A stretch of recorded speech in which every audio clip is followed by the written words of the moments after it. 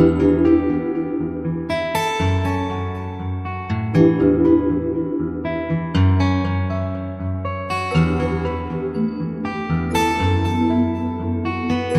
nuits de France Culture.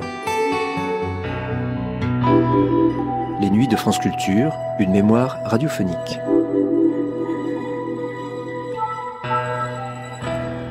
Nous avons tous en tête la phrase d'André Bazin « Le cinéma substitue à nos regards un monde qui s'accorde à nos désirs ». Mais qu'est-ce au fond que le cinéma ?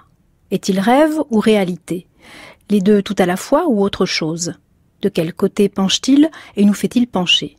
Que se passe-t-il pour le spectateur de cinéma ? Quelle expérience vit-il quand s'éteint la lumière et que l'écran s'anime ? Qu'est-ce que c'est voir, regarder et entendre du cinéma ? C'étaient les questions auxquelles, en 1966, tentaient de répondre Edgar Morin, Jean Mitry et Christian Metz, interrogés par Philippe Hénault en compagnie de Pierre Billard et Gilles Jacob. À cette époque, le sociologue Edgar Morin avait déjà co-réalisé Chronique d'un été avec Jean Rouch. Jean Mitry avait déjà derrière lui une longue carrière de réalisateur, de critique, d'historien et de théoricien du 7e art. Quant à Christian Metz, qui avait signé dans la revue Communication un article important, Le cinéma, langue ou langage, il défrichait le champ de la sémiologie du cinéma et allait devenir l'un de ses théoriciens les plus reconnus et les plus influents. Esthétique et langage.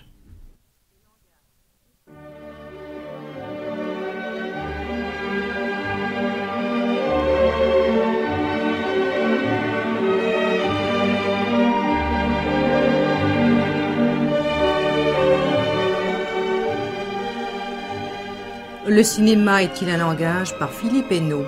Aujourd'hui, nature du cinéma, rêve ou réalité. Avec la participation d'Edgar Morin, Christian Metz, Jean Mitry, Pierre Billard et Gilles Jacob, assistante de réalisation Micheline Oligère.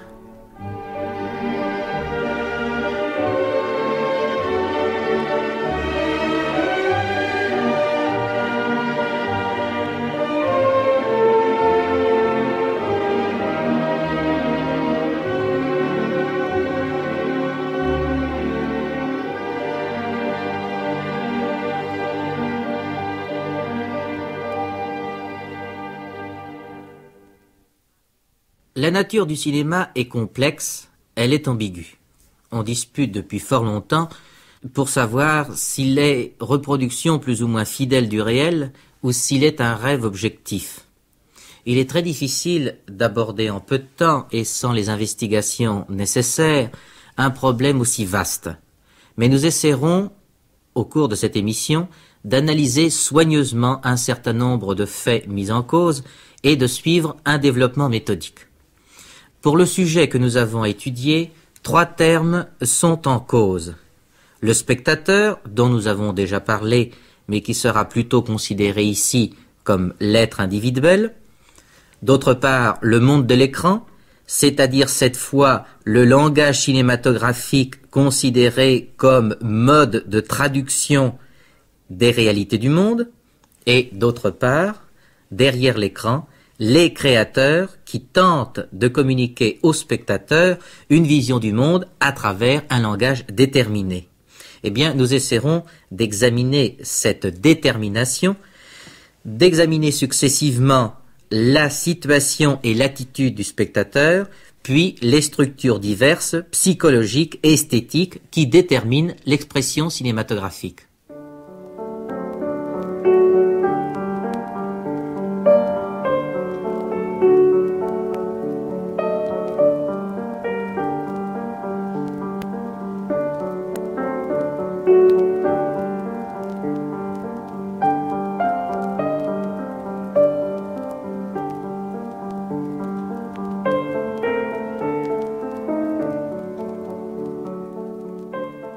Edgar Morin, vous entrez dans une salle de cinéma, la salle est conçue d'une certaine manière, il y a un certain rythme, un certain apparat, et quand les lumières s'éteignent, l'écran lumineux vous envoie des images.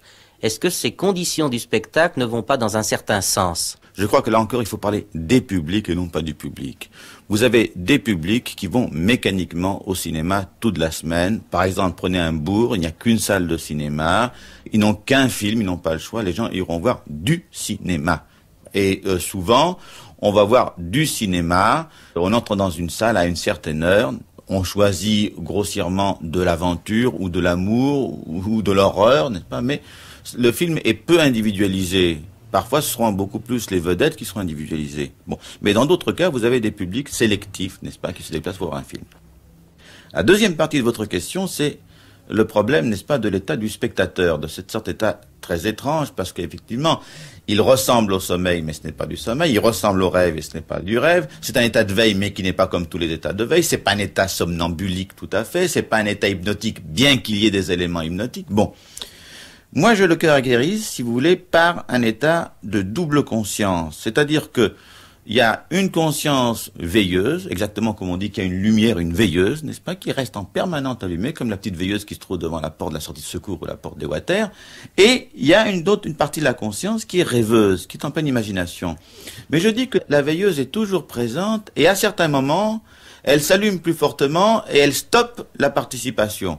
Vous voyez par exemple quelqu'un qui va voir un film d'actualité, par exemple en période électorale, et qui voit apparaître un candidat qui lui déplaît. Eh bien, il ne se laissera pas du tout charmer et sa veilleuse le fera protester. Il rompra le contact. Et vous avez souvent, dans de nombreux cas, des gens refusent quelque chose qui les choque, qui les scandalise. Autrement dit, le spectateur n'est pas entièrement livré, pieds et poings liés, comme nous le sommes la nuit dans nos rêves, où nous subissons ce que nous ne voulons pas. Là, nous subissons, dans le fond, ce que nous avons déjà plus ou moins accepté à l'état de veille. Certes, il est possible à un cinéaste tout à fait habile de partir des choses admises du spectateur pour l'entraîner au cours du film par une sorte d'élan de participation qui peut paraître beaucoup plus loin que ceci le croirait. Mais le spectateur retrouve plus ou moins ses esprits à la fin du spectacle. Du reste, par exemple, il y a eu à un moment donné aux États-Unis des enquêtes faites pour voir quelle était l'influence des films. On avait fait, après la guerre, beaucoup de films sur le racisme, disons, anti-noir, le racisme antisémite. Et on avait vu qu'après le spectacle, immédiatement, en posant des questions, on voyait que les spectateurs avaient été influencés. Ceci en comparaison aux questions auxquelles ils avaient répondu avant le film. Mais les mêmes questions posées 15 jours après montraient que les gens étaient pratiquement venus à l'opinion d'avant le film. Donc, si vous voulez, je crois que le rôle, n'est-ce pas, de l'état de veille, n'est-ce pas, de la conscience quotidienne, est assez fort dans le cinéma. Certes, au cours du film, le spectateur se trouve entraîné à avoir des sentiments qu'il n'aurait pas dans la vie réelle. Et là aussi, c'est un exemple que je cite comme un exemple très très simple. Disons, c'est le cas du vagabond, des rôles de Charlot. Or, le spectateur bourgeois dans la vie réelle a peur du vagabond. C'est quelqu'un pour lui qui sent mauvais, qui le gêne profondément, qu'il ne veut pas regarder, qu'il veut éluder. Or, il a de la tendresse pour ce vagabond dans le film. Mais sitôt le film terminé, il retrouvera un vagabond dans la rue, je doute beaucoup, qu'il retrouve l'attitude qu'il a eue à l'égard de Chaplin. Donc, vous voyez, c'est la double conscience permanente, tantôt l'une qui surmonte l'autre, mais on ne peut pas réduire le cinéma soit un état de rêve, soit un état... Alors, vous avez des auteurs qui vont faire appel les uns plus à cette sorte de rêveuse dont je parle, et d'autres qui vont essayer de faire plus appel à la veilleuse, mais toujours en faisant appel aussi à l'autre. Pensez-vous que le cinéma soit rêve ou réalité, en tenant compte de nos trois termes, le spectateur, le monde de l'écran, de la représentation, et, d'autre part, les tendances des auteurs? On ne peut pas répondre absolument à votre question, car le propre du cinéma, c'est de n'être jamais totalement une réalité, car même quand il est le plus photographique, réaliste, c'est quand même une image de la réalité, et que le cinéma ne peut pas être totalement du rêve, parce que même quand il est le plus fou, le plus onirique, il reste perçu par quelqu'un qui ne dort pas et qui a cette double conscience, une conscience veilleuse en permanence. Alors le cinéma est un mixte des deux dont toutes les combinaisons, n'est-ce pas, sont possibles, et il a combiné déjà de 1000 manières rêve et réalité, et il le combinera encore de façon tout à fait nouvelle. Ce que l'on peut dire, c'est que les auteurs se répartissent dans cette gamme de rêve et de réalité exactement comme ils se répartissent dans la littérature. C'est-à-dire que de même dans la littérature, vous aviez un courant réaliste et même naturaliste qui n'est pas simplement historique, limité à Zola, à Daudet, etc., mais qui existe encore aujourd'hui. Et de même que dans la littérature, vous avez une littérature fantastique, une littérature à la limite, n'est-ce pas, de la poésie et qui a donné ses produits les plus éclatants en ce siècle avec le surréalisme. De même, le cinéma se cherche et se développe entre ces deux pôles. Et alors, opposer les uns aux autres, à mon avis, aujourd'hui, relève d'attitudes scolastiques qui n'est plus possible d'avoir. Vous savez, il y a eu une époque où les romantismes pouvaient s'opposer aux classiques, où les symboliques pouvaient s'opposer aux parnassiens. Mais aujourd'hui, on sait très bien qu'il y a différents moyens d'expression. On peut penser que les uns sont meilleurs à un moment donné, ou expriment de façon plus privilégiée tel ou tel sentiment, tel ou tel problème, mais les différents courants existent. Et vous pouvez avoir aussi des disputes qui ne relèvent plus tellement de l'esthétique, mais qui relèvent alors d'une position plus globale. Alors vous aurez en général les partisans d'un art engagé qui seront plus intéressés vers les formes soit réalistes, soit propagandistes, qui croiront réalistes du reste, qui ne le seront pas, et vous aurez d'autres partisans d'un cinéma plus gratuit et qui seront plus tentés par d'autres types d'expressions. Tout est possible dans le cinéma.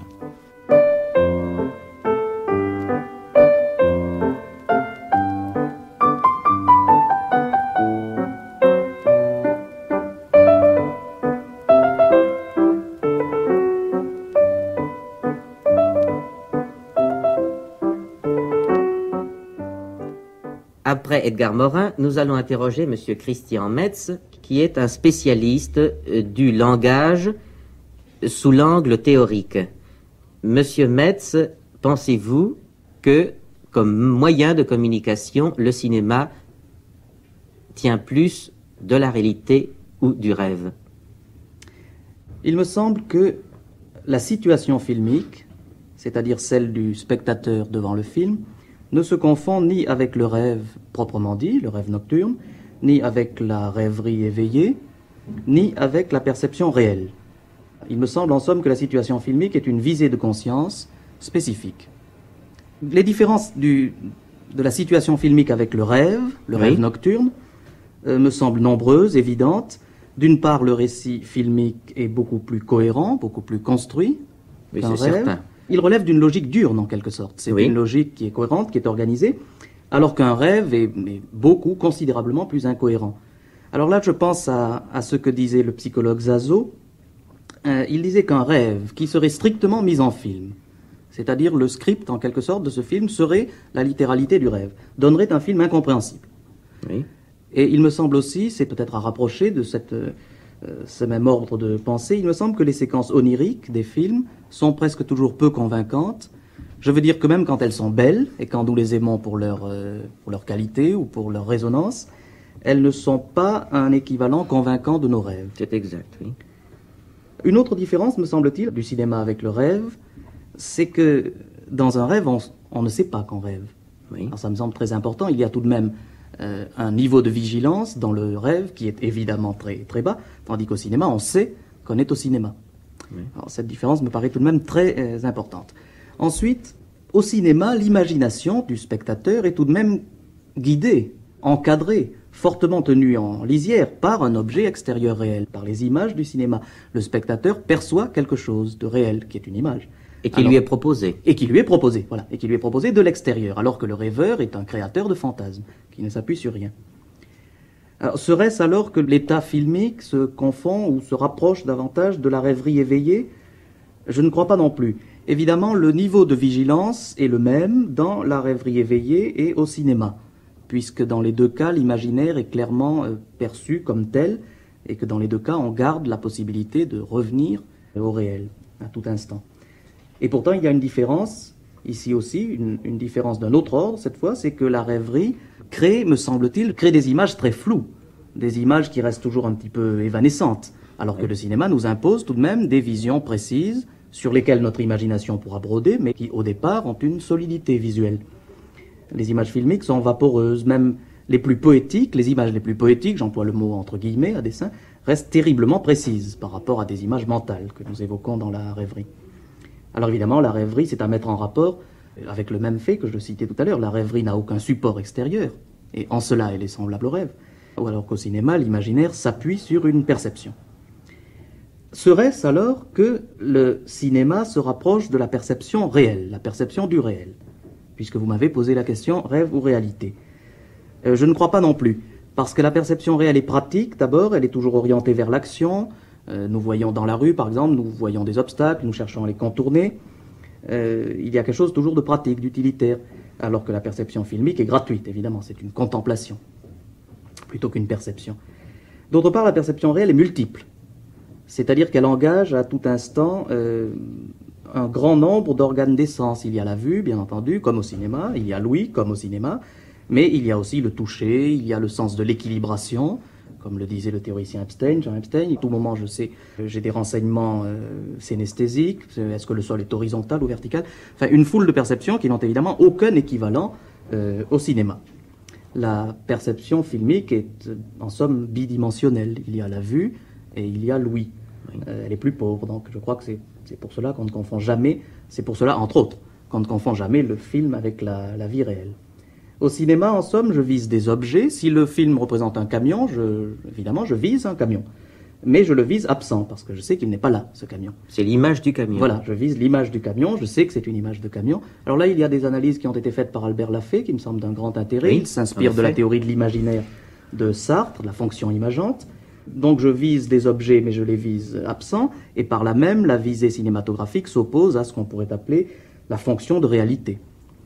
L'image mentale ou le souvenir seraient évidemment d'autres formes de cette fonction imageante telle que la conçoit Sartre. Par là, elle se rapprocherait du cinéma. Mais l'image mentale et le souvenir se différencient à nouveau de la perception filmique, toujours par cette absence de support. Oui. C'est pourquoi je disais qu'il y a quelque chose de spécifique. Nous avons beau prendre l'état du spectateur devant l'écran, le prendre dans diverses directions, nous n'arrivons jamais, il me semble, à trouver un homologue vrai de la visée filmique. Oui, alors comment définissez-vous justement cette relation du spectateur face à l'image de la réalité ou du rêve que lui envoie l'écran? Quel est le degré de crédibilité, le degré d'adhésion du spectateur? Eh bien, le degré d'adhésion, on ne pourra jamais, n'est-ce pas, le chiffrer ni l'enfermer dans une formule, mais je crois tout de même que l'idée générale dans laquelle on pourrait essayer d'enfermer le problème que vous soulevez, c'est qu'au fond, le cinéma, je crois, c'est la plus présente de toutes les visées d'absence. Il m'est difficile d'en dire plus, n'est-ce pas? Je ne pourrais pas chiffrer ces degrés, oui. Mais je crois que simplement que de toutes les visées d'absence, c'est la plus présente. Parce qu'elle a ce support extérieur, et elle fonctionne tout de même comme visée d'absence. Oui. Mais elle a un support très riche.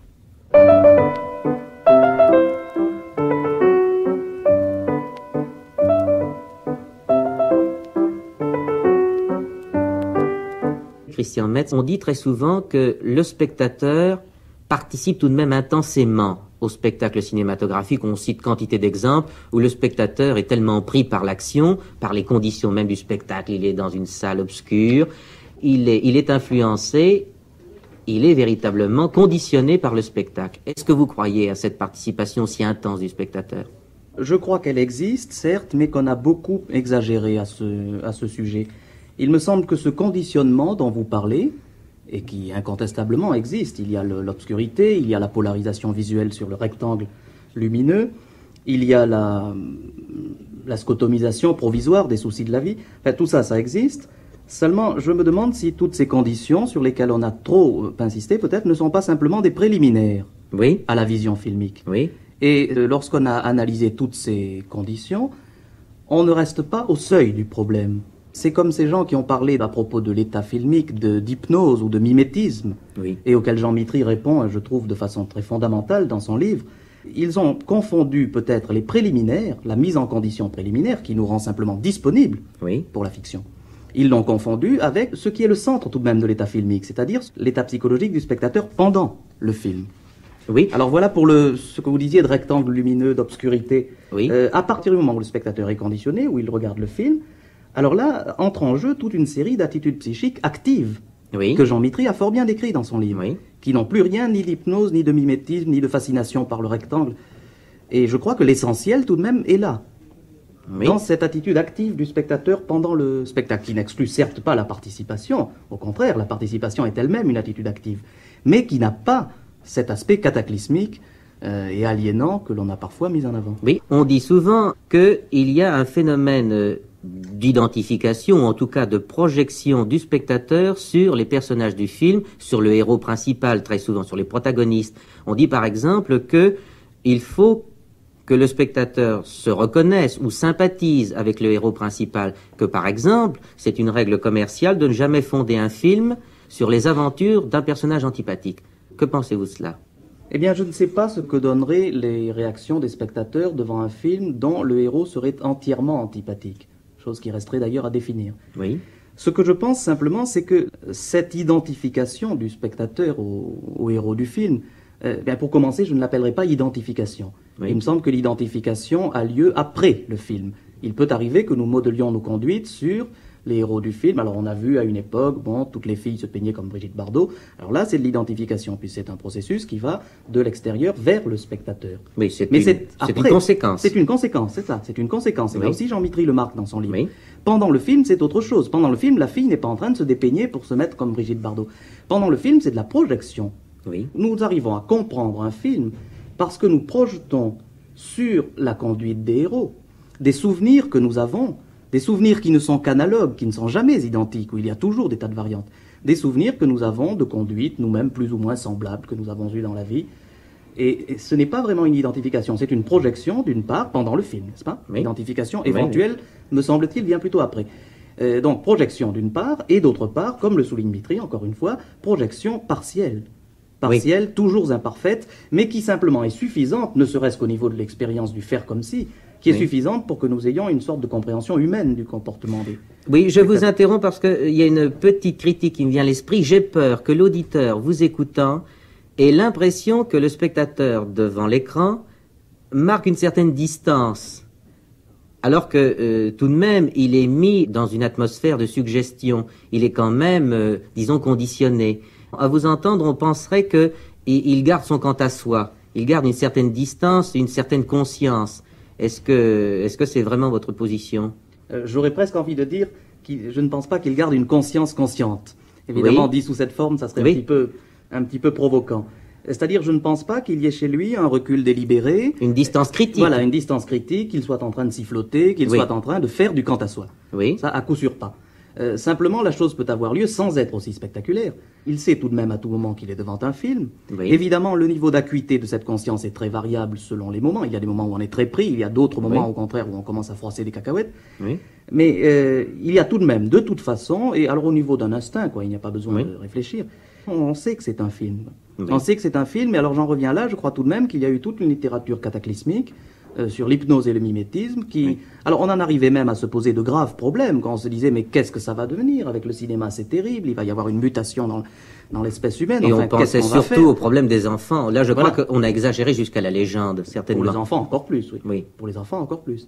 Alors je crois tout de même qu'il est important maintenant de réagir plutôt dans l'autre sens et de faire la part un petit peu tout de même de l'activité et de la passivité, du rêve et du réel, un peu plus sereinement peut-être.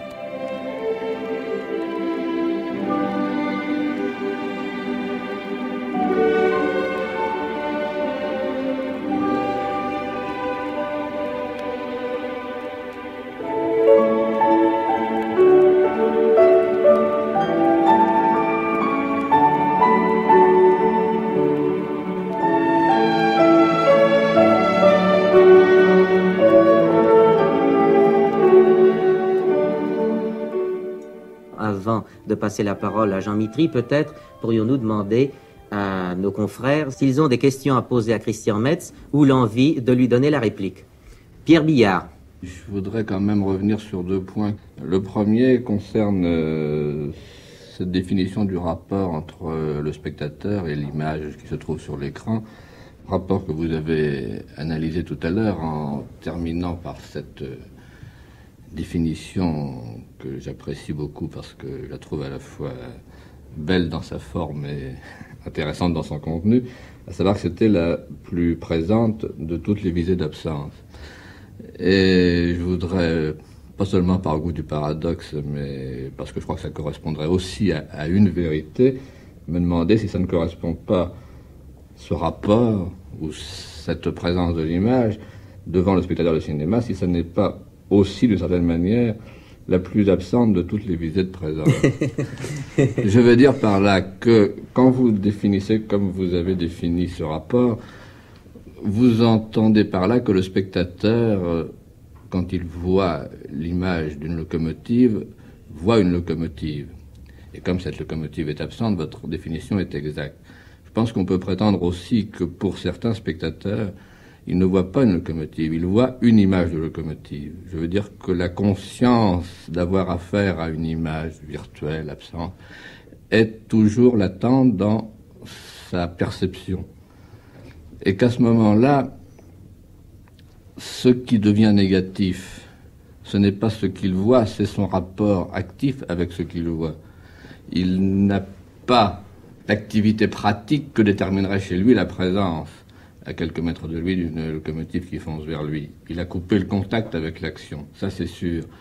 Mais cette image-là, elle existe vraiment, physiquement, et dans sa conscience, c'est ça qu'il regarde. Ça n'est pas à travers un cache ouvert, une locomotive dans un monde virtuel, c'est la chose physiquement présente dans cette salle d'une image de locomotive. Il y a quelque chose qui va dans le sens de Billard, je crois, c'est la participation affective du spectateur.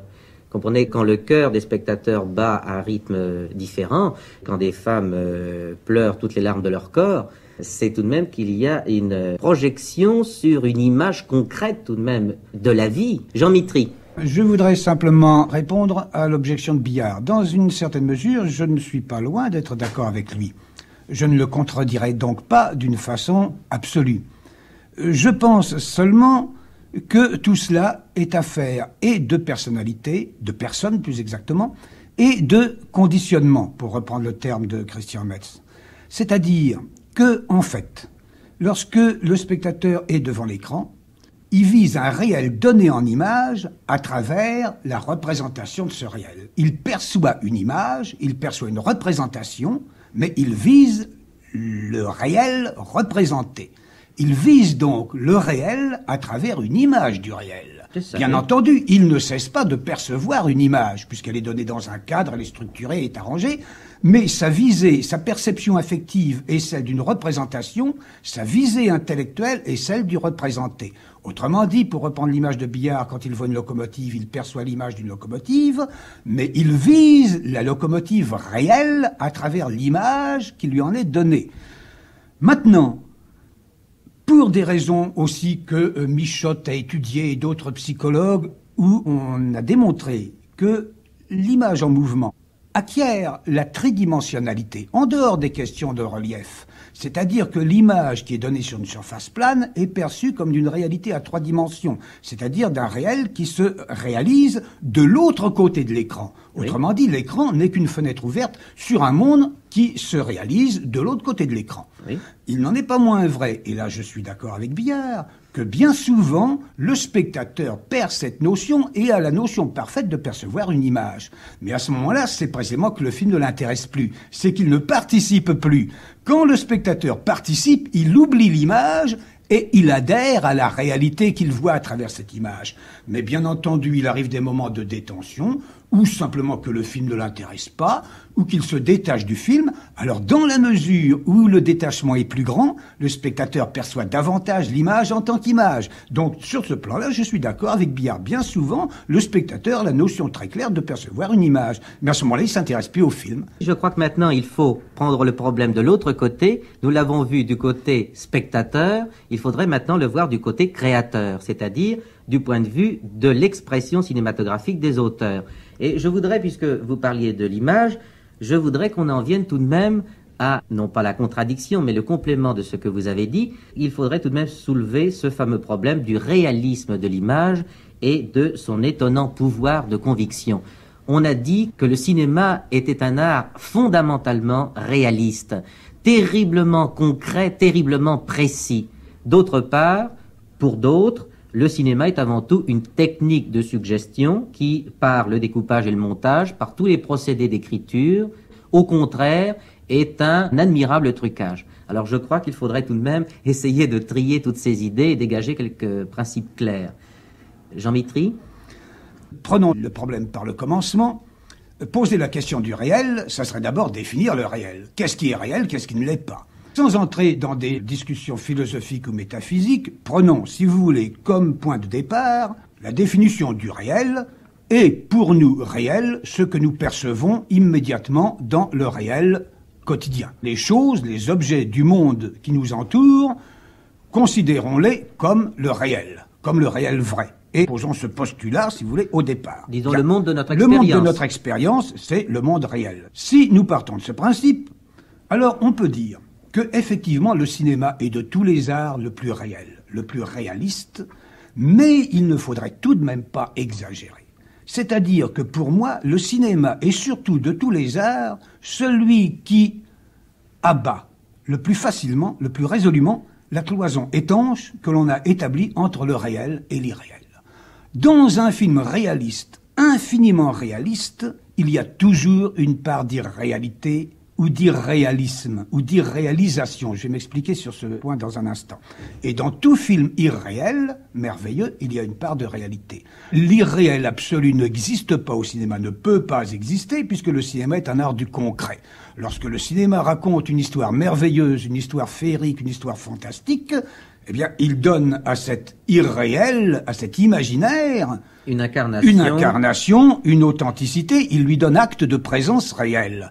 Si je raconte, par exemple, au cinéma Alice au Pays des Merveilles, je m'en vais réaliser, je m'en vais donner pouvoir de réalité à cette histoire imaginaire et irréelle. À travers des êtres humains, des objets, etc.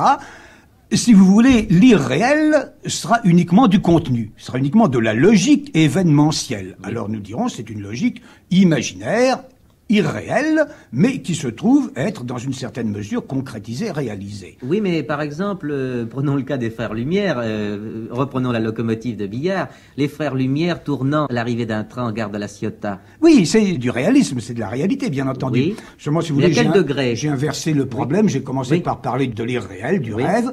Je crois que le cinéma donne pouvoir de réalité à l'irréel, n'est-ce pas? Et c'est pourquoi je reviens à ce que disait Christian Metz tout à l'heure, n'est-ce pas? Le rêve, l'onirisme cinématographique a cette différence fondamentale avec le rêve normal, c'est que le rêve, ce sont des images que nous formulons nous-mêmes, inconsciemment, que nous créons, et puis ce sont des images purement mentales. Oui. Les images oniriques du cinéma sont des images qui nous sont toujours données de l'extérieur, et qui sont des images de quelque chose, qui sont toujours une représentation. Oui. Donc l'onirisme au cinéma ne peut jamais être atteint que par, si vous voulez, une certaine logique du rêve. Alors le cinéma peut traduire la logique du rêve, mais les images qu'il nous donne à voir sont toujours chargées d'un certain pouvoir de réalité concrète.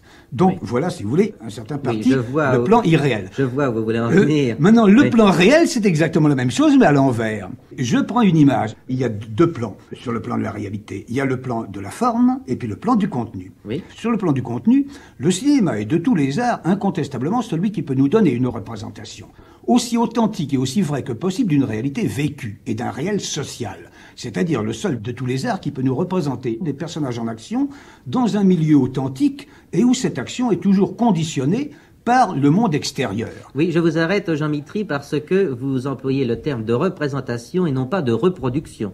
Oui, c'est toujours une représentation. Le cinéma est toujours, il ne peut pas ne pas être une représentation. Je ne veux pas entrer dans le vif du sujet parce que c'est un sujet immense et presque inabordable, si vous voulez. Mais en gros, nous pouvons dire que le cinéma est de tous les arts celui qui permet d'approcher le plus une réalité sociale, un réel vécu, une réalité humaine, de nous empêcher de couper les personnages avec les contingences historiques et sociales. Par conséquent, sur le plan du contenu, il me semble que, incontestablement, le cinéma est un art réaliste ou qui peut donner le maximum de réalité qu'un art est susceptible de pouvoir donner. La forme cinématographique est concrète, elle est réelle, dans le sens où l'image est toujours image de quelque chose. L'image d'une chaise est évidemment identique à la chaise dont elle est l'image.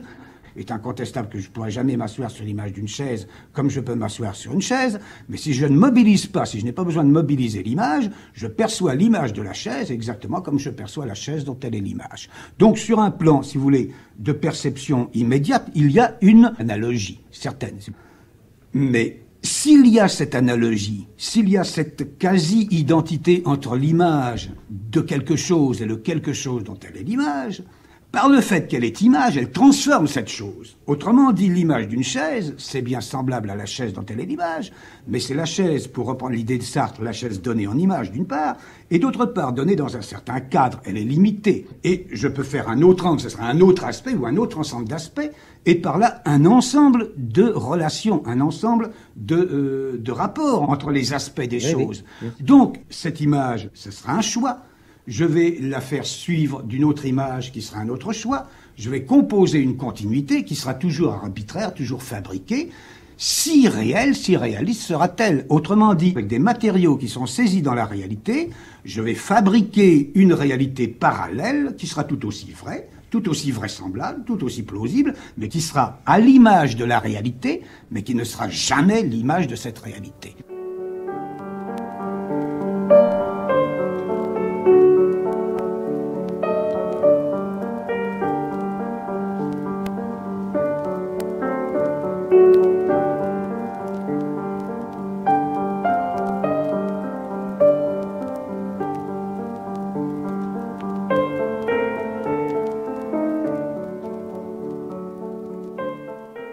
Un certain nombre de gens, théoriciens, essayistes, je pense à cet essai de René Barjavel d'autrefois, Le cinéma total, un certain nombre de gens pensent que, bien sûr, à ses débuts, le cinéma était trucage naïf, mais que tout son effort tend à une reproduction de plus en plus exacte du réel. Si vous voulez, le cinéma progressivement annexe le monde et le reproduit exactement. Par exemple, on nous dit, le cinéma sonore est un progrès vers le réel par rapport au cinéma muet, puisqu'il inclut l'aspect, les sons du monde. Le monde est en couleur, on le représentait en noir et blanc, c'était une convention fausse, nous allons vers plus d'exactitude.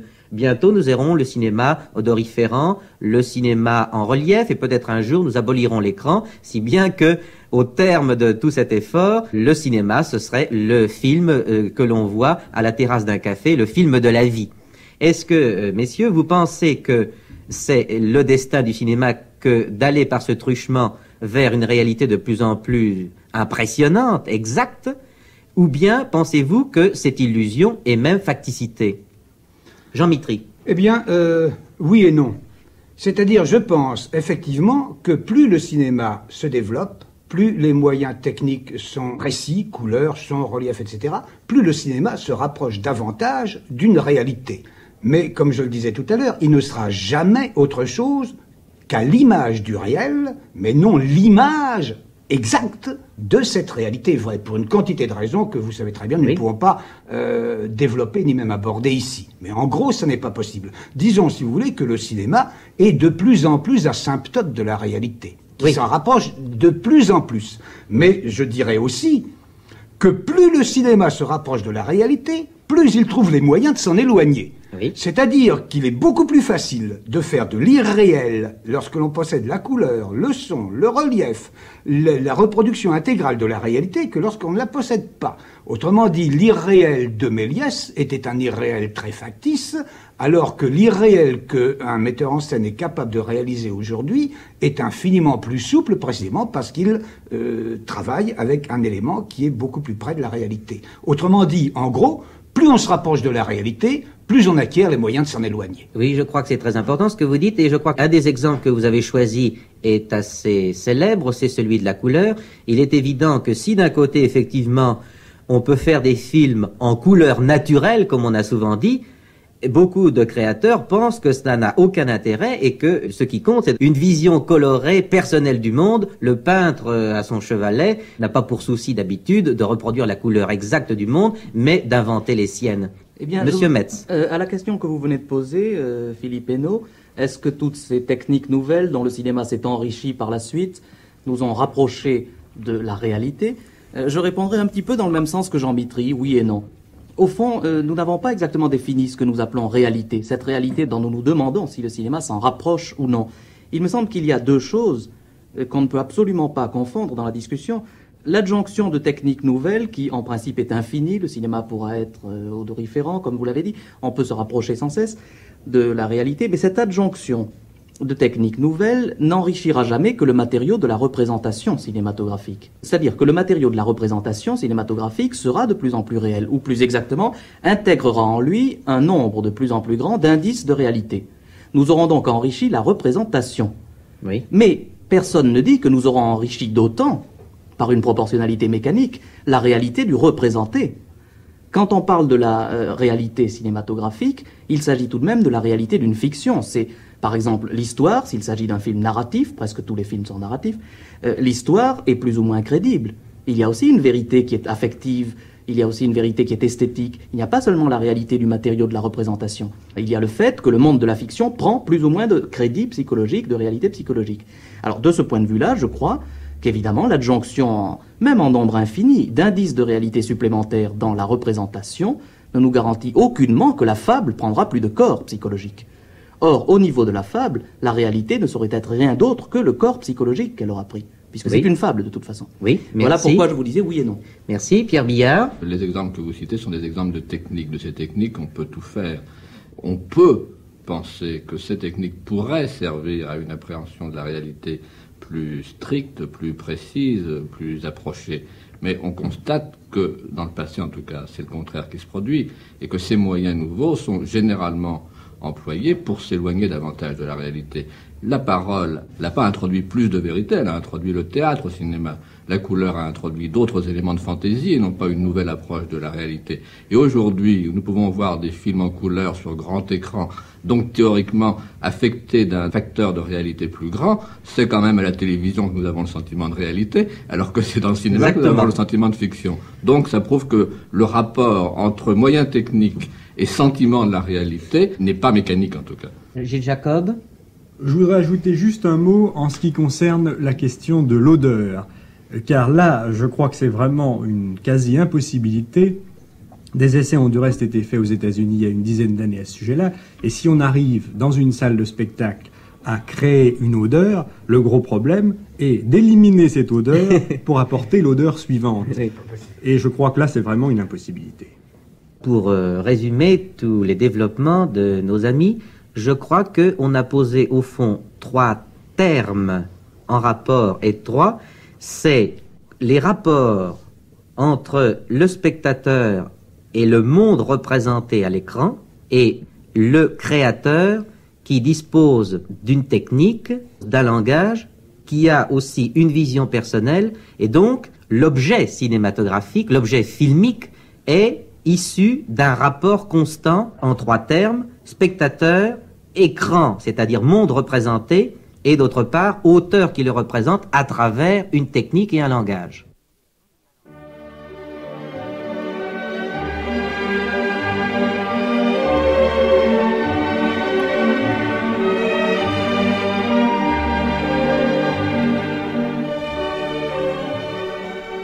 Vous avez entendu « Le cinéma est-il un langage » par Philippe Henault.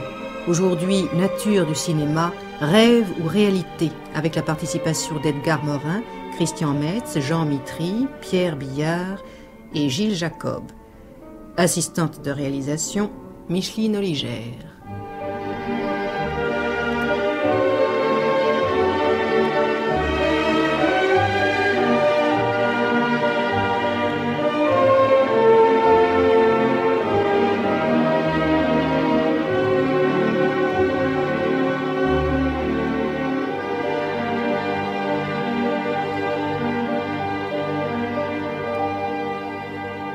Cette émission a été diffusée la première fois le 7 janvier 1966 sur France Culture. Vous pouvez la télécharger et la réécouter à la page des nuits sur le site franceculture.fr.